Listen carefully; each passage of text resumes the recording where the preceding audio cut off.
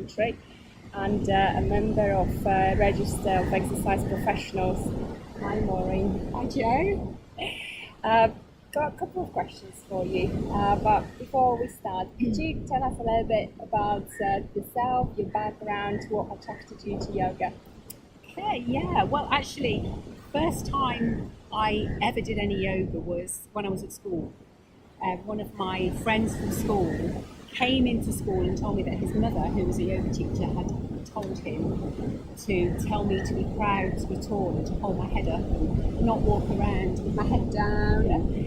Because I was tall, and she was just purely looking really from the physical perspective. But that started my journey with yoga. So I was 16 and I went with a friend, and it was really incredible when I look back, because I think we did yoga for about 4 years before my life kind of changed for 20 years when I got into having my children, and yoga took a bit of a back seat. But at that time, it was incredible because, we, even at that young age, in that vulnerable age, things like what we wanted to eat just naturally changed. We used to kind of go to our yoga class initially and walk back home and buy a bag of chips or something.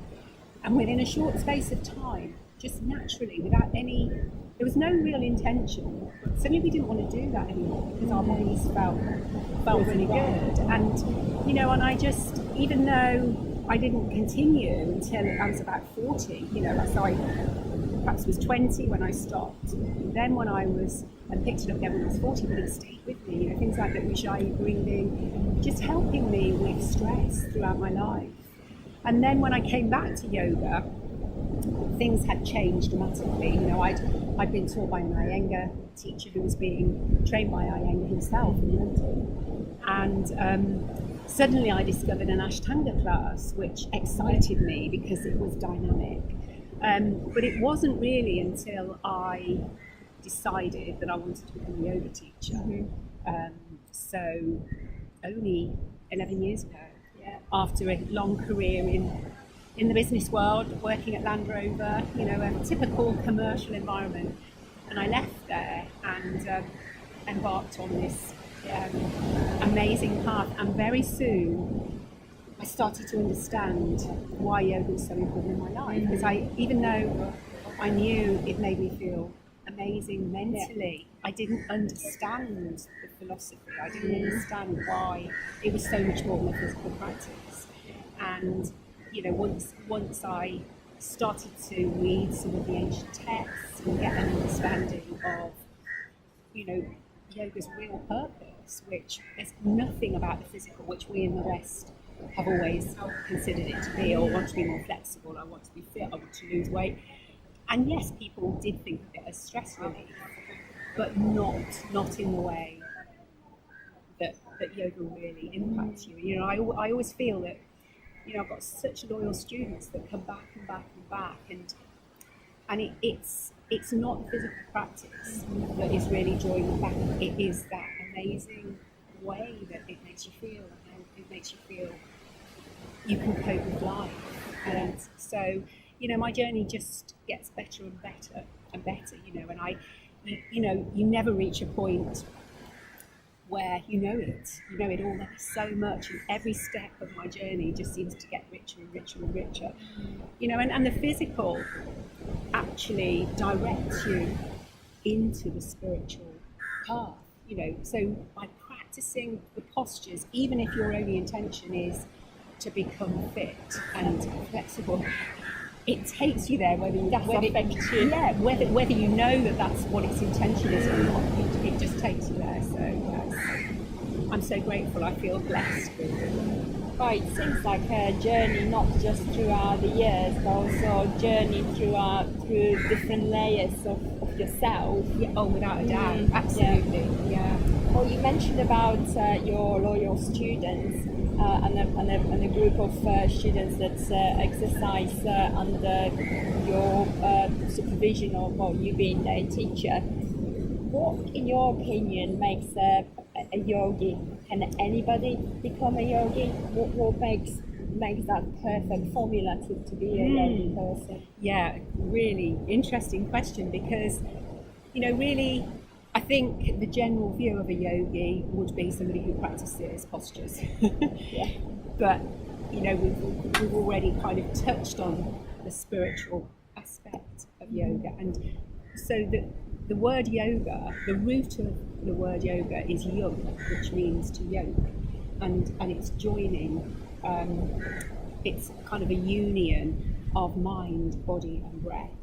So that's really what our yoga practice is. It's kind of raising our consciousness so that we become aware. We're living consciously. We're not just we're not just kind of going through the motions. We're actually connected. We're aware of how we're breathing, and then that in itself is wonderful and helps us to relax and helps us to move into some form of meditation. But with that then comes mindfulness, this overused term, but it's consciousness, mindfulness, that you become aware of your thoughts, and you become aware that maybe you think negatively or you're judgmental, and certainly I was, when I started to really become aware, I was horrified by the chatter that was going on in my head all the time, and how I had this tendency to be negative. Almost like a pollution, isn't it? Absolutely. And that was just how that's how I'd been in my life, and that was just the normal. And then I remember when I was doing my yoga teacher training, reading this book. I think it was something Jivan Mukti Yoga. I can see the book now. I'm not good at remembering titles, but there was just one paragraph in it that said, you have the power to change any mode of thinking. Yeah. And I may have read that a million times, but on that occasion, it really resonated, and I thought, I can. And I really believe from that moment, I was able to I really noticed every negative thought and just told myself, I don't want to think like that, and I let it go, and I would replace it with something positive, and it didn't take long for that to become my norm. And to me, that is yoga, and a yogi is somebody who is conscious and who is really living in the present, and they don't necessarily need to practice asana. Some people are almost born a yogi. They're naturally working in this world passionately, and so I think that to me that's what defines yoga. So from what you're saying, it's probably even less about physical demonstration of practicing yoga, but it's more about what we're carrying inside. Without a doubt. And I am not decrying the physical practice, because it's so crucial for most of us, because certainly for me it's the best form of meditation. It's a moving meditation. I will be the first to admit I struggle to sit and meditate. Using aids like mala beads work for me, but the very best meditation is my physical practice, and it isn't about it being a physical practice. It's about just so much focus and attention goes into the form that your mind is taken away from all the chatter. So so it's very important, and it does lead people to their spiritual journey. Yeah. Well, I know that you are not just yoga teacher, you're also a Reiki practitioner. How, from your experience, Reiki and yoga mutually complete itself, and how does it all work together? Yeah, well, I mean, within Reiki practice, the philosophy is about clearing the energy flow. So we're working directly on the chakras, the energy centers, but it's exactly the same in yoga. Every yoga posture is working on one or more of our chakras. So both practices are helping us to basically to live more peacefully in this world, and to free up the blockages that are caused by emotional stuff that's going on in our lives. And so to me, it's almost one and the same, but some people have a preference, you know, to work with their energy in that way. But I'm also really passionate about using sound in healing. So I did my yoga teacher training, then I just naturally fell into Reiki. I think my first yoga teacher or yoga teacher trainer was also a Reiki master. So it was an easy path to follow. And then came the sound. And so I do a lot of, again, chakra meditations for people, you know, either on a one-to-one level, using singing bowls, which resonate with each of the individual chakras to clear the energy in that way. And different things work for different people, but it's kind of all, its purpose is the same. So I love it. It's all complementary, but I'm intending now to even mix it up. So if I have somebody that comes for a Reiki session, I'll get halfway through and if I feel this, you know, quite a considerable blockage in a chakra, then I grab the singing bowl that relates to that chakra and use that. And it's really, really lovely because, you know, people seem to like it. And I'm always amazed because there's no pattern. I just feel guided, you know, and it's really wonderful. And I just keep collecting more and more of these, these instruments. But yeah.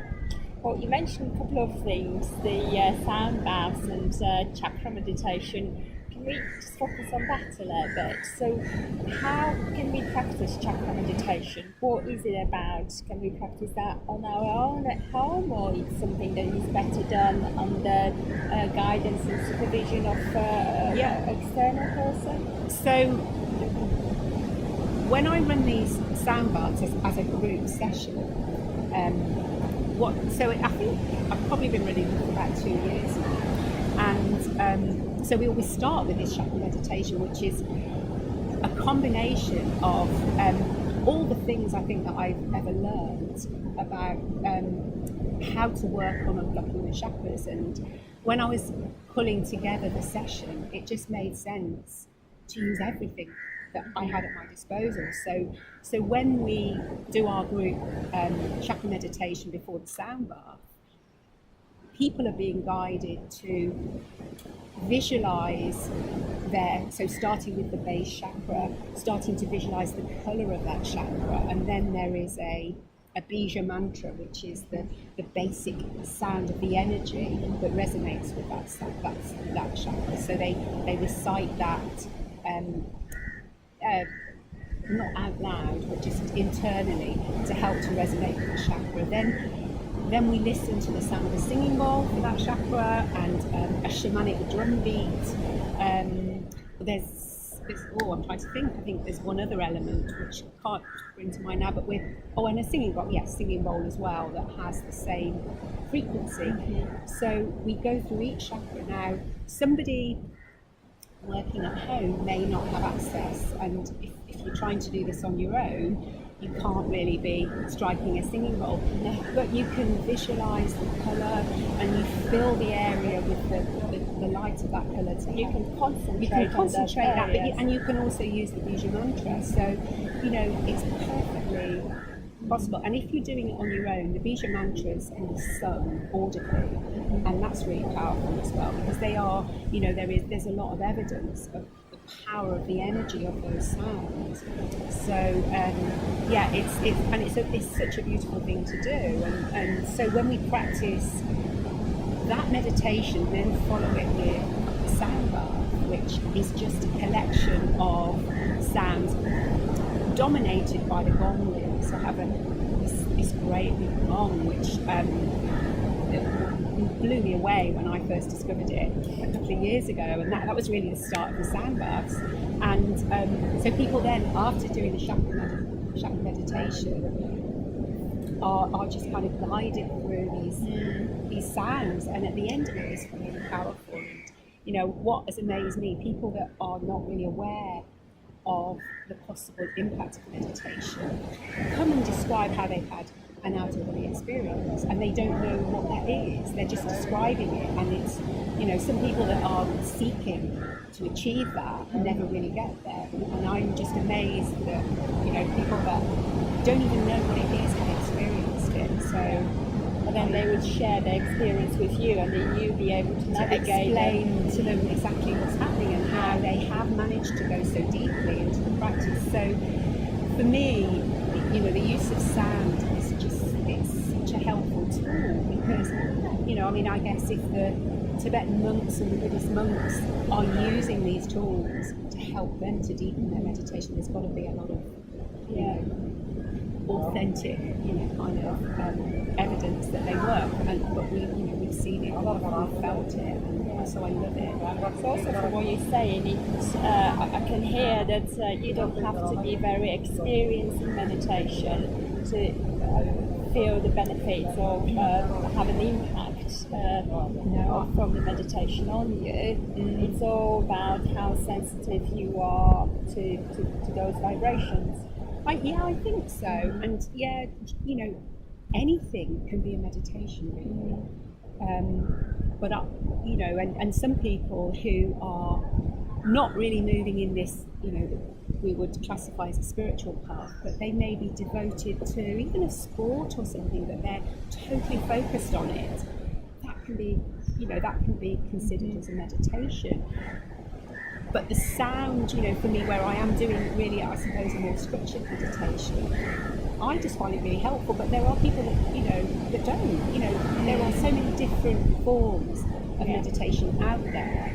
And definitely there have been people that have attended the sound baths. They may come to yoga and love it, but it doesn't work for them. Yeah. But then, I feel that people that are affected by, the singing bowl at the end of a class or chanting Om, and it really raises their emotions. They're very, very receptive to the sounds, and that's how I see myself.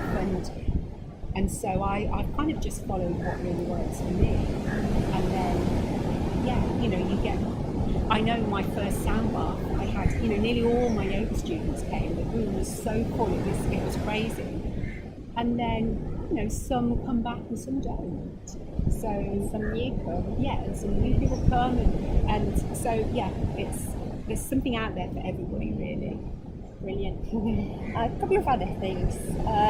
In terms of yoga retreats, how important or helpful or not helpful is to go away from your regular surrounding and just create that space for yourself to practice yoga? It's been incredible to see the impact on my students. So